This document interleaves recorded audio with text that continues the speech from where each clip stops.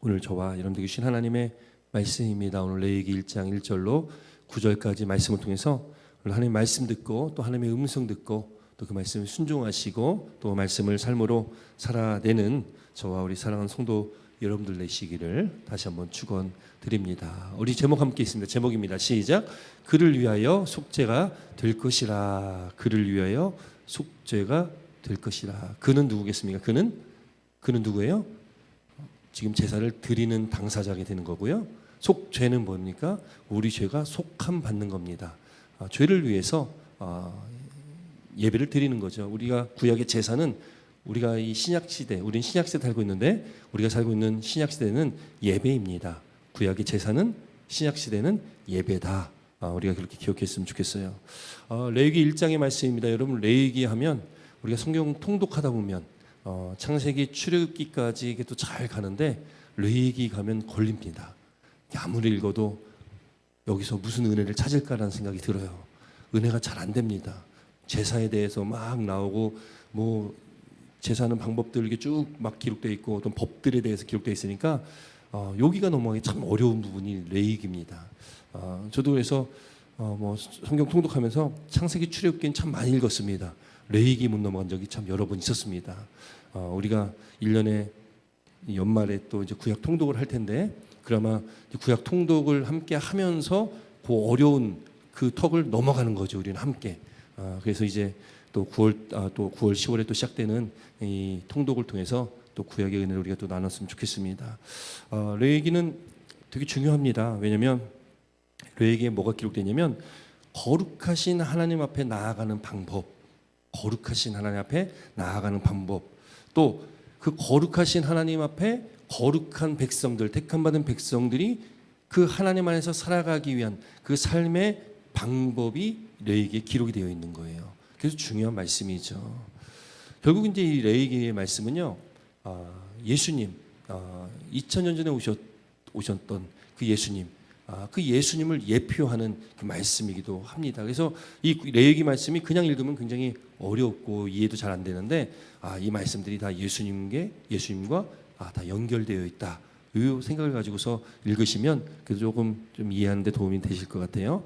여러분 율법이 몇 개 있는 줄 아십니까? 율법? 구약의 율법이 토라라고 하죠. 몇 개가 있는 줄 아십니까? 율법이 613개가 있습니다. 613개가 구약에 하나님께서 이렇게 법을 정해주면서 그 율법이라고 돼 있는 토라라고 돼 있는 것이 613개가 돼 있어요. 근데 그에 앞서 하나님께서 시내산에서 무엇을 주셨어요? 모세를 통해서 10계명 10가지의 계명을 주셨죠.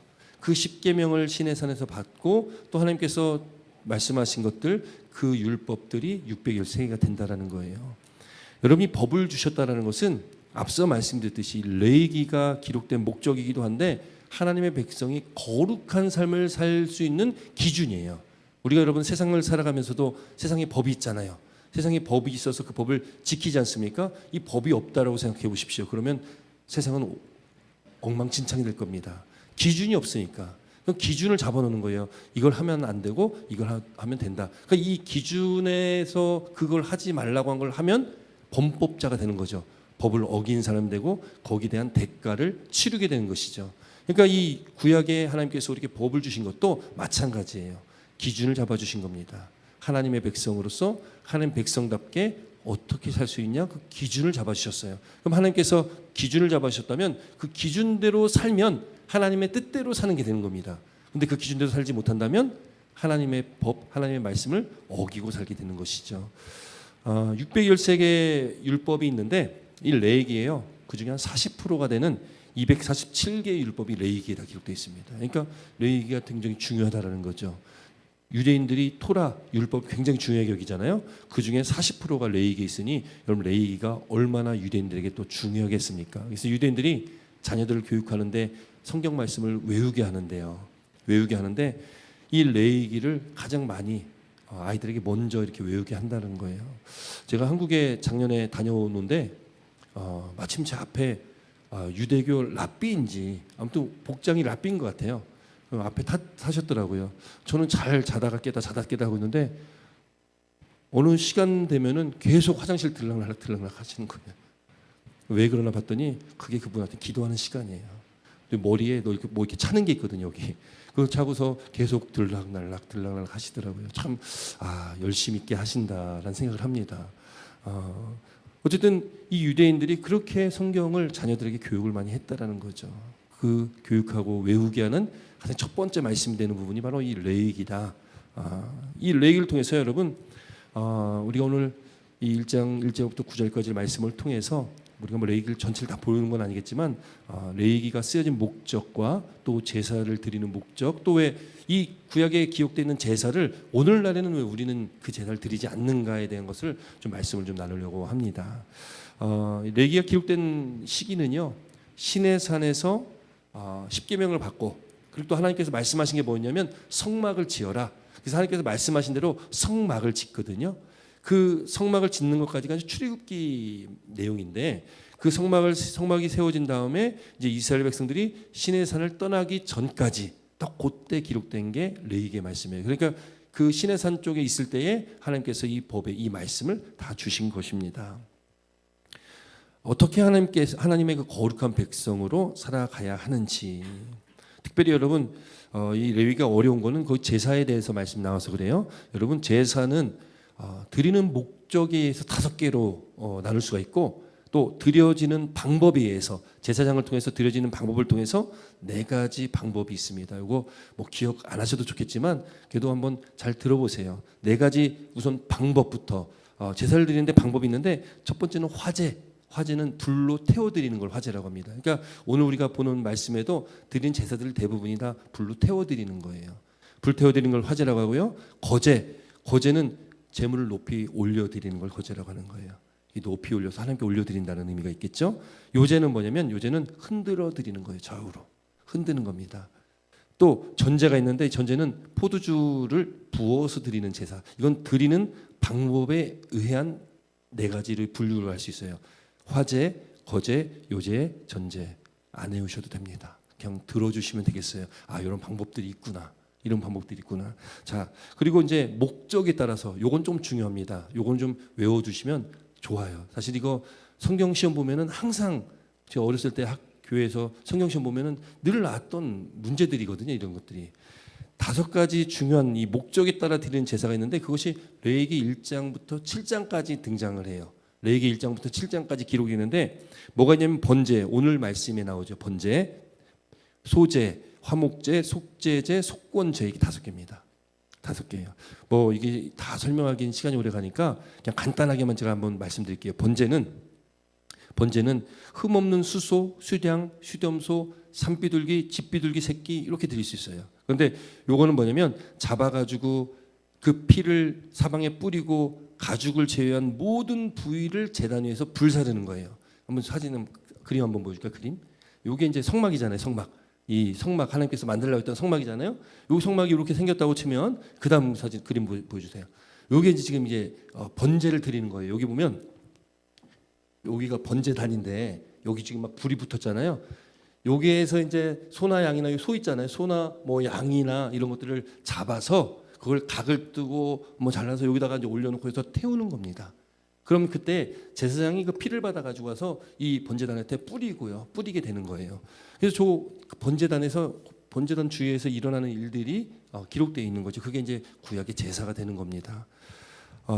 이 번제는 그래서 이렇게 태워드리는 거라면, 소제는 가루를 드리는 거예요. 가루. 그래서 고운 가루 거기다 기름과 유황과 소금을 섞어 가지고 이 가루를 제단 위에 사르고 불 사르는 거예요. 불 사르고 또 그 나머지는 제사장 몫으로 제사장이 가져가게 되는 거죠. 또 화목제가 있습니다. 화목제는 흠없는 암소 그리고 양, 염소를 드리는 건데요. 이것도 마찬가지예요. 피와 기름은 제단에 불사르고 가슴과 우편 뒷다리는 제사장에게 주는다. 그러니까 불사를 건 불사르고 제사장에게 줄 거는 준다라는 거예요. 그리고 화목제는 특별한 게 있는데 그 이웃들과 함께 이튿날까지 나눠 먹게 되어 있습니다. 이 여러 가지 법들이 여기 1장부터 7장까지 기록되어 있는데요. 또 속죄제가 있어요. 속죄제는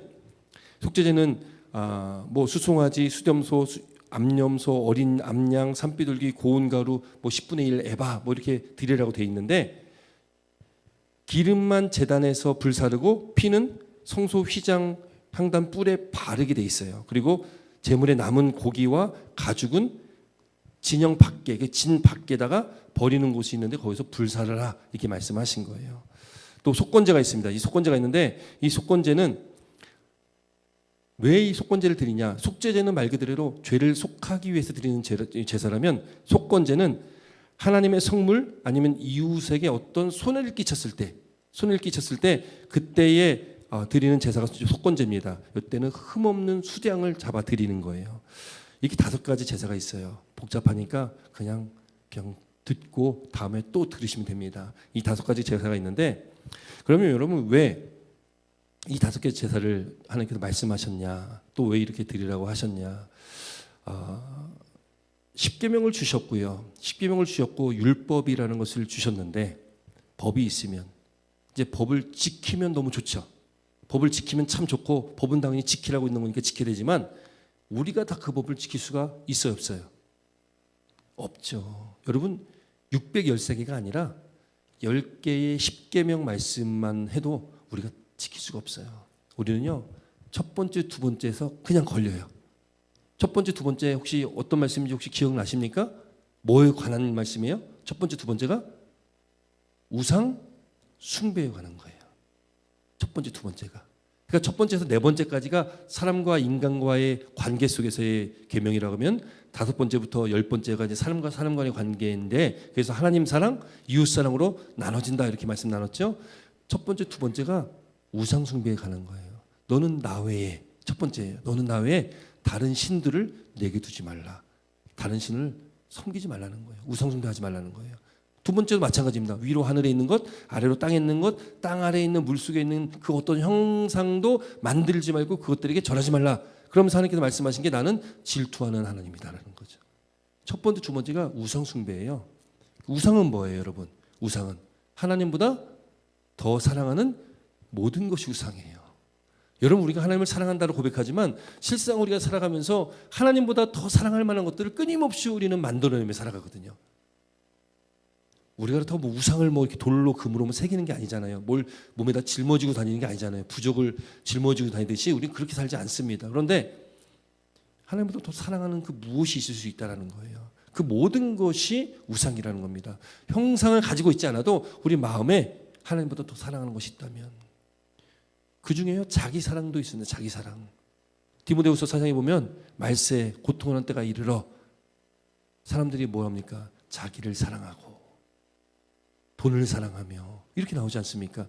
자기를 사랑하는 게 자기가 뭐예요? 그러면은 내가 우상이 되는 거예요. 내 생각, 내 뜻, 내 의지 그것이 다 우상이 돼버립니다. 왜요? 하나님의 말씀이 아니라 그 위에 누가 있으면요? 내가 있으면. 하나님의 말씀이 우리 삶의 기준인데 하나님의 말씀을 무시하고 내 생각대로 내 뜻대로 내가 내 삶을 살아간다면 하나님의 말씀 필요가 없는 거잖아요. 그러면 여러분 누가 하나님이에요? 내가 하나님인 거예요. 그렇지 않습니까? 우리가 하나님 안 믿으면 상관없어요. 안 믿으면 그것도 모르고 그냥 살기 때문에 괜찮아요. 안 믿고 살아간다면. 근데 우리는 하나님을 믿고요. 예수님 믿고 살아가지 않습니까?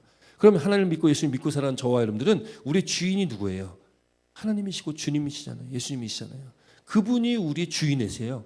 그럼 우리는 그분의 뜻에 따라서 주인의 뜻에 따라서 사는 우리인데 주인의 뜻을 무시해버리고 내 뜻대로 산다면 내 생각대로만 산다면 그럼 주인의 뜻을 어떻게 하는 거예요? 무시하는 거죠.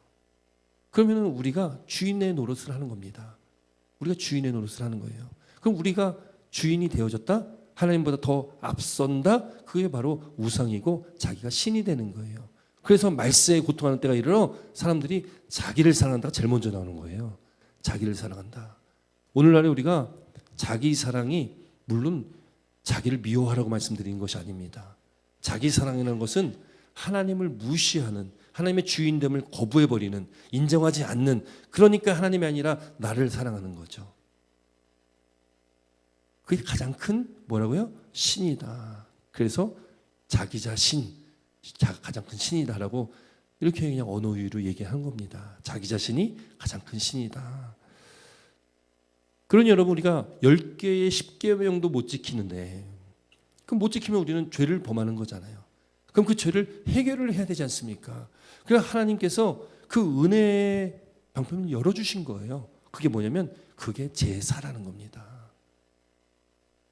십계명 앞에도 우린 걸려서 넘어질 수밖에 없는 우리 죄인됨을 인정하고 우리는 그런 존재라는 것, 우리는 늘 죄에 걸려 넘어질 수밖에 없는 우리 연약함을 인정하고 우리는 어떻게 됩니까? 예배의 자리로 나아가야 되는 거예요.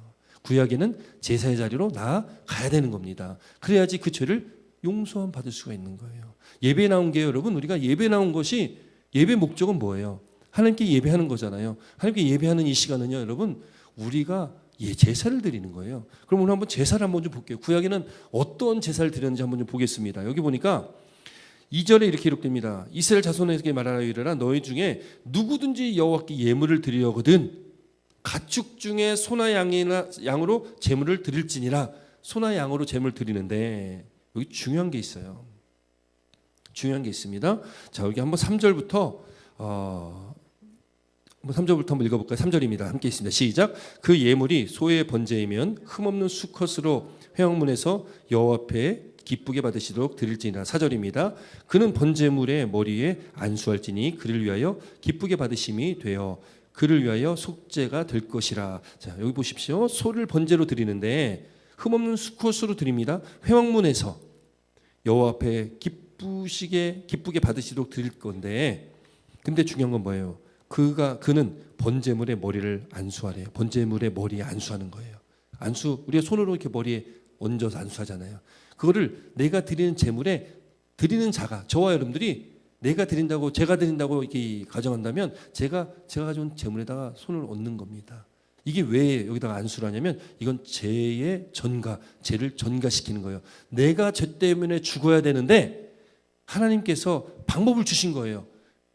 내가 죄 져서 죽으면 그냥 죽으면 끝나는 거 아니겠습니까? 하나님 그렇게 무자비한 하나님이 아니라 하나님은 은혜의 하나님이세요. 그래서 그 길을 열어주셨는데 제물을 가져가서 제물의 머리에 손을 얹고 안수하면 내 죄를 이 제물에 전가시킨다. 제물이 이제 저 죄를 다 짊어지는 겁니다. 나의 죄를 이 소가 다 짊어지는 거예요. 그래서 거기 머리에 안수하는 겁니다. 4절 말씀 보니까 그 머리에 안수할지니 그를 위하여 기쁘게 받으심이 되어 그를 위하여 속죄가 될 것이다. 하나님께 나와 제사 드리는데 그렇게 죄의 전가가 이루어지고 하나님께서 그 제사를 기쁘게 받으시는 거예요.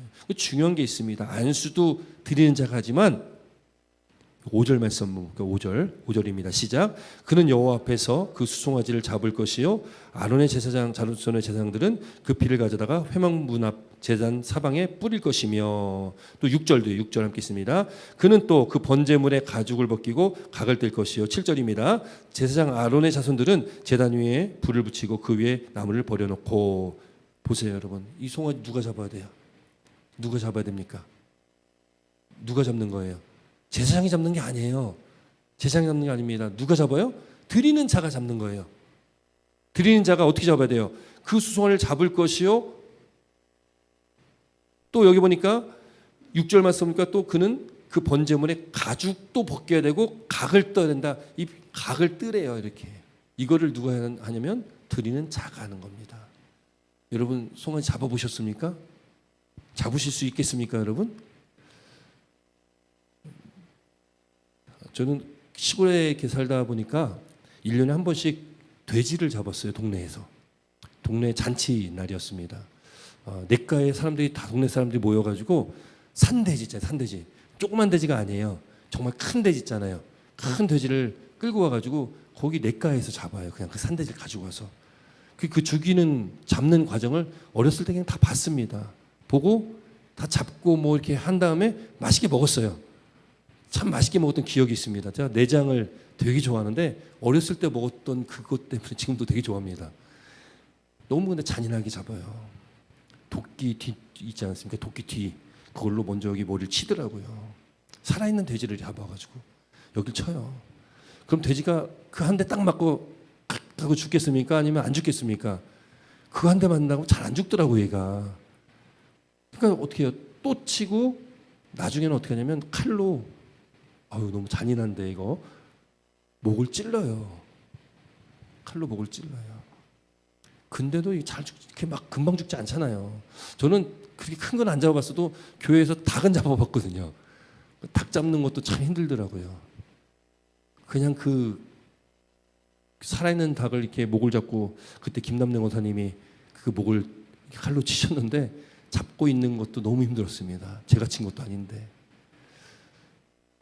나중에 그 돌아가셨지만 한철수 권사님께서 잡으셨을 때는 얘를 기절시킨 다음에 잡더라고요. 근데 처음에는 기절시키지 않고 생닭을 잡으려니까 참 어렵더라고요. 닭도 잡기 어려운데, 돼지도 그렇게 잡기 어려운데, 여러분 소를 잡는다? 이건 정말 어려운 일 아니겠습니까? 좀 쉽지 않겠죠. 생각해 보십시오. 소를 잡는다고 하면 온통 피범벅 갈 거 아니에요. 피범벅. 그럼 굉장히 처참할 거 아니겠습니까? 그 살아있는 걸 잡아야 된다는데 참 쉽지 않죠. 왜 그렇게까지 해야 되냐? 왜 그렇게 해야 되냐? 여러분, 우리가 죄를 짓고요, 우리가 그렇게 죽을 수밖에 없는 존재라는 것을 몸소 자기가 그걸 경험하는 거예요. 자기가 그 재물을, 이게 안수된 거잖아요. 내가 내 손으로 안수한 재물이잖아요. 이 재물은 내 죄를 짊어진 재물이에요. 내가 죽어야 될 자리에서 이 소가 대신 죽어주는 거거든요. 근데 그 죽음이라는 게 뭐 쉽게 편하게 죽는 죽음이 아니잖아요. 그러니까 우리의 죄의 중함이 그렇게 중하다라는 겁니다. 우리 죄가 그렇다라는 거예요. 그 중한 죄가 있는데 여러분, 우리가 죄를 회개하지 않고 살아간다? 여러분, 그건 말이 안 되는 거죠. 거룩하신 하나님 앞에 우리가 회개하지 않는다면 여러분, 우리가 하나님 앞에 어떻게 나갑니까? 거룩하신 하나님 앞에 우리 나갈 수가 없습니다. 구약에 그래서 그 제물을 그가 드리는 자가 그 수송아지를 잡는 거예요. 그리고 제사장은요, 그 잡았을 때 그 피를 가져다가 회막문 앞에 있는 제단에 사방에 뿌리는 게 제사장의 일이에요. 잡는 거는 본인이 잡습니다. 또 그 가죽을 벗기고 각 뜨는 것도 드리는 자가 하는 거예요. 그럼 제사장 아론의 자손들은 제단 위에 불을 붙이고 그 불에 나무를 버려놓고 거기다가 이제 잡은 각 뜬 그 고기들과 머리와 기름을 제단 위에 불 있는 곳에 버려놓은 곳에 이제 태우는 겁니다. 그 제사장은 그저 가져가서 태우는 일을 하는 거지, 그 모든 잡는 과정은 드리는 자신이 하는 거예요. 그 제사를 드리면서 자기의 죄의 그 중함을 깨닫게 되는 겁니다. 죄의 중함이 어마어마한 거예요. 물론 여러분, 제사를 수송아지만 드리냐, 아니면 양으로 드리고요, 또 양도 못 드리면 산비둘기를 잡아 드리기도 합니다. 그것도 못 드리면 우리가 아까 말씀 나눴던 소제라고 해서 가루 같은 걸로도 드리기도 해요. 그건 각자의 재정의 능력에 따라서 그건 드리게끔 되어 있습니다. 어쨌든 우리가 구약 시대를 산다면 여러분, 수도 없이 우리는 제사를 드려야 되는 거죠. 죄를 우리가 뭐 한두 번 드리는 게 아니잖아요. 우리가 살아오면서 죄를 얼마나 많은 죄를 짓습니까? 그렇다 친다면 우리가 구약 시대의 그 수많은 제사를 우리는 늘상 드리며 살아가야 되는 거예요. 근데 여러분, 우리가 이제 신약 시대에 와서 우리는 제사를 드리지 않잖아요. 이 법을 지키지 않습니다. 이거 이제 그 구약의 의식법이라고 하는데 제사법인데 드리질 않아요. 그럼 왜 드리지 않는지를 좀 말씀드리려고 합니다. 왜 드리지 않는지. 왜 그러냐면 아마 답은 다 알고 계실 거예요. 우리가 왜 구약의 제사를 드리지 않습니까? 왜 안 드려요? 누구 때문에? 예수님 때문에 안 드리는 거예요. 그러니 여러분, 예수님이 이 땅에 오심 자체가 우리가 얼마나 큰 축복인지 모릅니다.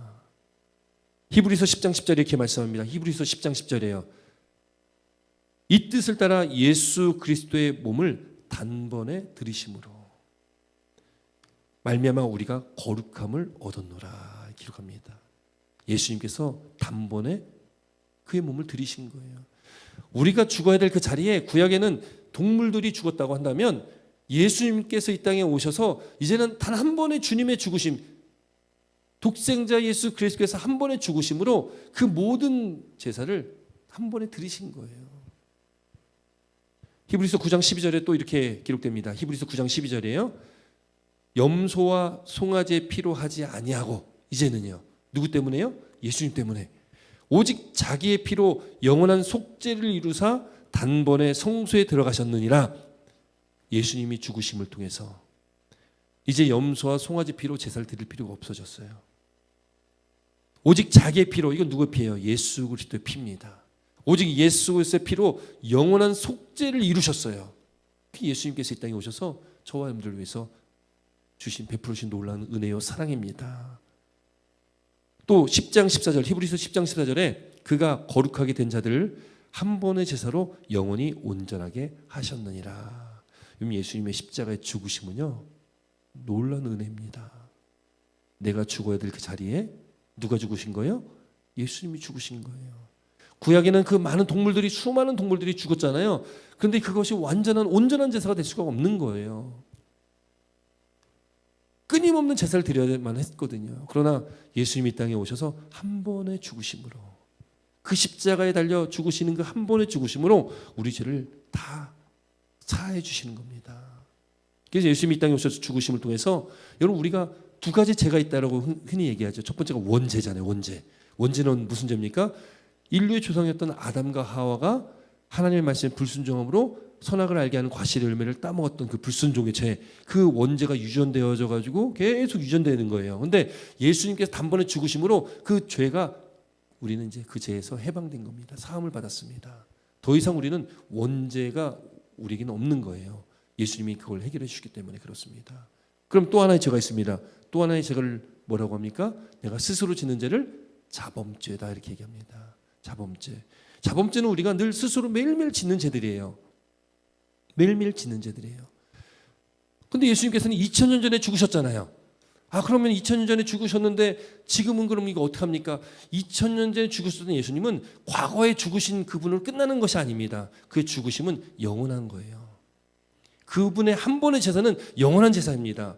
우리 모든 죄를 다 용서하신 제사예요. 그러면 우리는 이제 예수님 믿고 우리는 다 용서받았으니까 이제는 내가 죄 짓고 살아도 상관없겠네. 예수님 다 용서해 주셨으니까. 그럼 됩니까? 안 됩니까? 그러면 굉장히 중요한 겁니다, 여러분. 초대교회에 영지주의라는 큰 이당 사상이 있었고요. 영지주의는 육과 영을 나눠버립니다. 영은 거룩한 것이고 육은 아주 부정한 거예요. 그래서 영적인 것만을 중요하게 여깁니다. 그 예수님의 이 땅에 오셔서 십자가를 려 죽으신 그 사건을 부정해버려요. 왜요? 예수님 하나님이신데, 하나님의 아들인데 어떻게 인간의 몸을, 이 부정한 인간의 육신을 입고서 이 땅에 올 수 있냐? 그러면 뭐가 또 부정됩니까? 예수님께서 우리 몸을 입고 오셔서 십자가 달려 죽으신 것까지 부정돼 버리는 거예요. 그게 그 당시에 초대교회 아주 큰 이단 사상이었습니다. 거기서 나온 두 가지 사상이 뭐냐면, 하나는 쾌락주의예요. 영만 중요하고 육은 부정하고 악한 것이니까 영만을 생각하니까 육군 어떻게든 살든 상관없다라고 하면서 쾌락을 즐기면서 사는 사상이 나오고, 또 하나는 그 반대급부로 금욕주의가 또 나옵니다. 그래서 자기 몸을 금욕적인 생활을 하면서 살아가게 되어지는 것. 우리나라 이단 중에요, 그 아류처럼 그렇게 생각하는 이단이 있는데 그게 구원파입니다. 구원파는 그래서 회개를 말하지 않습니다. 아니 한번 구원받았는데, 그래서 구원파가 뭘 말합니까? 구원받은 날이 언제입니까를 묻잖아요. 예수님 만난 날이 언제입니까를 묻습니다. 그날 그 시점 이후로 예수님 믿고 이제 변화됐으니까 더 이상 회개하면 안 된다는 거예요. 회개하면 아직 우리가 구원받지 못했다라고 얘기하는 겁니다. 그 회개의 필요성을 말하지 않습니다.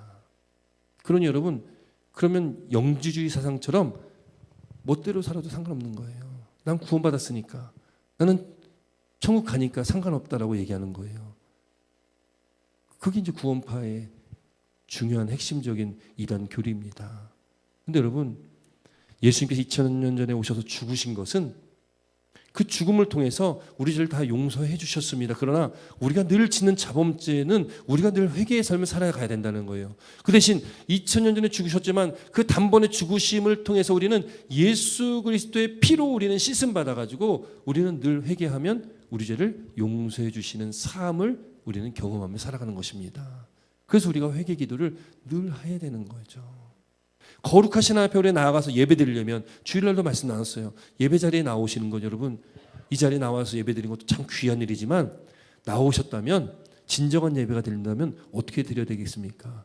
회개하지 않는 예배는 여러분 예배가 될 수가 없는 거예요. 진정한 예배가 될 수 없습니다. 구약의 제사가 예배라고 했잖아요. 제사에는 뭐가 필요해요? 제물이 필요하고 그 제물이 죽어야 되는 겁니다.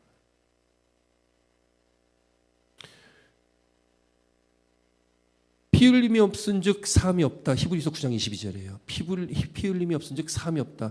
그러니까 죄 사함이 있기 위해서는 피 흘림이 반드시 필요한 거예요. 그래서 구약에는 동물이 죽었고요.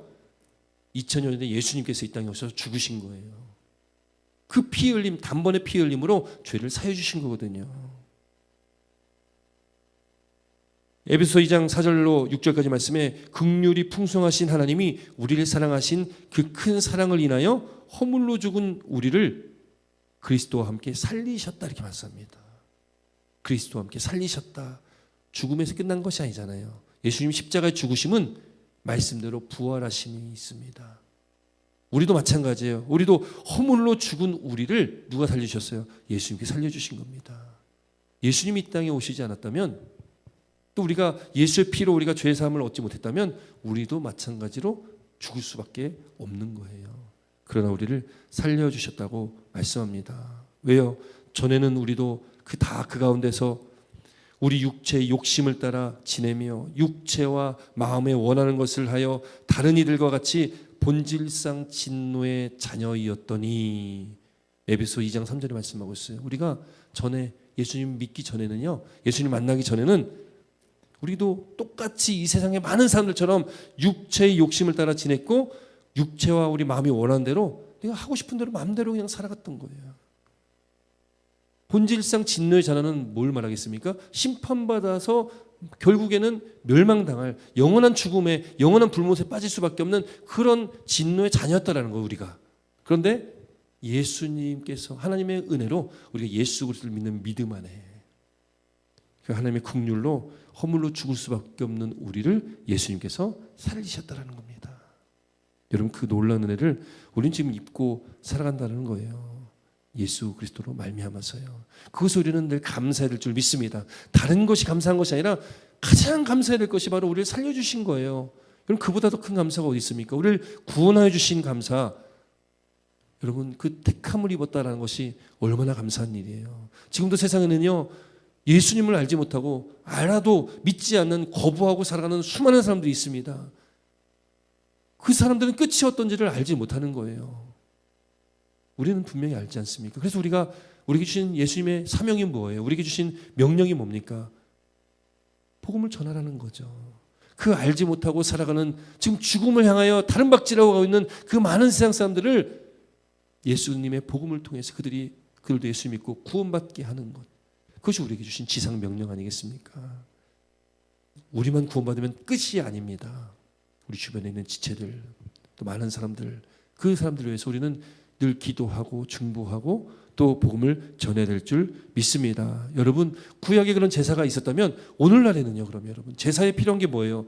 뭐 성전도 필요하고요, 또 제사를 드리는 제사장도 필요했잖아요. 또 제물이 필요했지 않습니까? 여러분, 신약에 와서 신약 성경에는 뭐라고 기록되어 있습니까?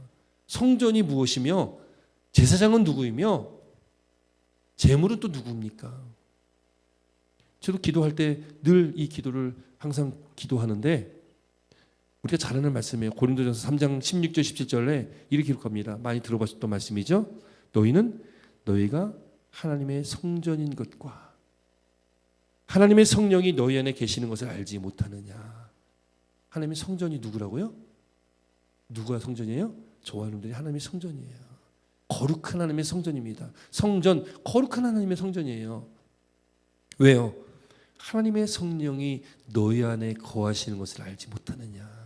우리가 성전인 이유는 하나님의 영이 우리 안에 거하시기 때문에 그렇습니다. 하나님의 영이 내 안에 거하시기 때문에 우리는 거룩한 성전이라는 거예요.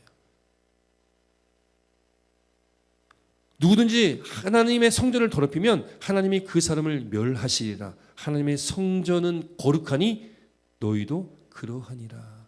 우리가 하나님의 성전이니까 우리도 거룩해야 된다는 거예요. 그럼 거룩해지는 게 뭡니까? 거룩해지는 게, 거룩이라는 단어가 구별되다, 구분되다라는 거잖아요. 세상과 구별되는, 죄와 구분되는 그 회개의 삶을 살아야지 거룩한 삶을 살아가는 거죠. 우리가 거룩한 성전입니다. 그럼 제사장이 필요하잖아요. 제사장. 베드로전서 말씀해요. 베드로전서 2장 5절 말씀에 너희도 산돌같이 신령한 집으로 세워지고 예수 그리스도로 말미암아 하나님이 기쁘시게 받으실 신령한 제사를 드린 거룩한 제사장이 될지니라 이렇게 말씀하고 있어요.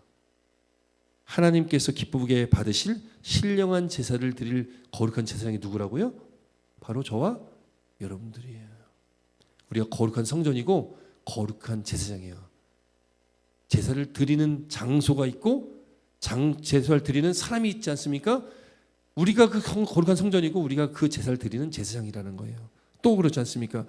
2장 9절 말씀에 그러나 너희는 택하신 족속이요 왕 같은 제사장들이요. 우리가 왕 같은 제사장들이래요. 그럼 또 뭐가 필요해요? 제물이 필요하죠. 제물. 로마서 12장 1절입니다. 그러므로 형제들아 내가 하나님의 모든 자비하심으로 너희를 권하노니 너희 몸을 많이 들어보셨죠? 너희 몸을 하나님이 기뻐하시는 거룩한 산 제물로 드려라. 그럼 제물이 또 누구예요? 우리가 제물인 겁니다. 우리가 하나님의 거룩한 성전이고 또 그 거룩한 성전 안에서 예배를 드릴 제사를 드린 거룩한 제사장이 바로 저와 여러분들이고요. 그 드려질 제물이 누구예요? 저와 여러분들인 거예요. 우리가 거룩한 산 제물로 드려져야 됩니다. 그럼 다 준비가 됐죠. 다 준비됐죠. 제사를 드릴 수 있는 준비가 다 됐죠. 예배 드릴 준비가 됐죠. 누가요? 저와 여러분들입니다. 이제 우리가 예배를 드리는 거예요. 우리가 하나님께 우리 모든 것을 하나님께 올려드리는 게 예배입니다. 그래서 여러분 우리가 살아가는 삶, 교회에 와서 이 공적인 예배, 수요 예배, 주일 예배 뭐 이런 예배를 드리는 예배뿐만 아니라 우리가 살아가는 매일매일 삶이 여러분 우리가 거룩한 성전이라니까요. 우리가 예배 드리는 제사장이라니까요. 우리가 거룩한 살아있는 제물이라니까요. 여러분 그럼 예배 드릴 모든 준비가 되어 있다면 우리는 어떤 삶을 살아가야 되는 거예요? 예배자의 삶을 사는 겁니다. 그래서 우리는 매일매일의 삶이 우리는 예배의 삶을 살아가는 겁니다. 거룩한 성전, 거룩한 제사장으로 거룩한 산 제물로 우리는 매일매일의 삶을 살아내야 되는 거예요. 여러분 그런 삶을 사시길 주의 이름으로 축원드립니다. 그런 삶의 예배가 있길 주의 이름으로 축원드립니다. 월요일, 화요일, 수요일 우리 수요 예배잖아요. 우리 은혜 징검다리라고 표현을 하죠. 우리가 오늘 은혜 징검다리를 밟고 가는데 지난 월요일, 화요일의 삶이 우리가 예배자로서 삶을 온전히 살지 못했다면 오늘 이 은혜 징검다리를 밟으시면서 다시 한번 우리가 결단하는 거예요. 주님 내일 모레 주어진 하루하루의 삶을 살아갈 때에 이제 예배자의 삶을 살겠습니다. 여러분 그런 예배를 드리시기 바랍니다. 삶의 예배를 드리시기 바라요. 삶의 예배가 무엇입니까? 교회에서 예배드리시 어떤 형식 갖추라는 것이 아니라 삶에서 예배는 뭐예요? 하나님께 올려드리는 거예요. 예배의 주체는 하나님이십니다. 하나님이 받으시는 거고요. 우리는 예배를 드리는 존재인 거죠. 그렇게 우리가 하나님 앞에 예배드린 자로 우리가 살아가시길 바랍니다. 그것이 구약의 제사의 의미예요. 더 이상 우리는 제사를 드리지 않습니다. 그 의식법을 따르지 않아요.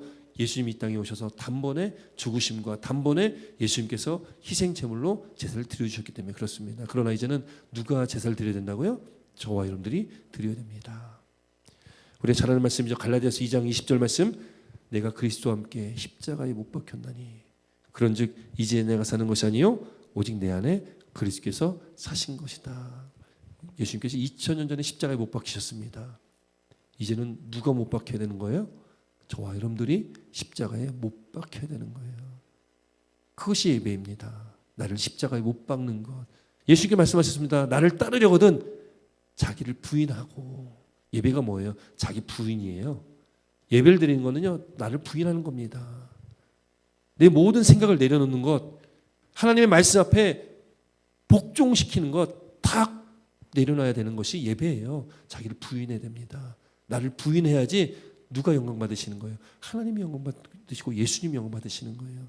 그것이 내가 십자가에 달려 죽는 겁니다. 내가 그리스도와 함께 십자가에 못 박혔나니 그런즉 이제 내가 사는 것이 아니라 내 안에 예수님께서 사시는 거예요. 자기를 부인해야 된다. 그리고 자기 십자가를 지고 나를 따라라. 이게 예수님께서 우리에게 말씀하신 거예요. 여러분 우리는 그 믿음의 삶, 예배자의 삶을 살아갈 줄 믿습니다. 우리가 구약의 이 예배를 받잖아요. 제사를 받지 않습니까? 이제는 우리가 드려야 되는 거예요.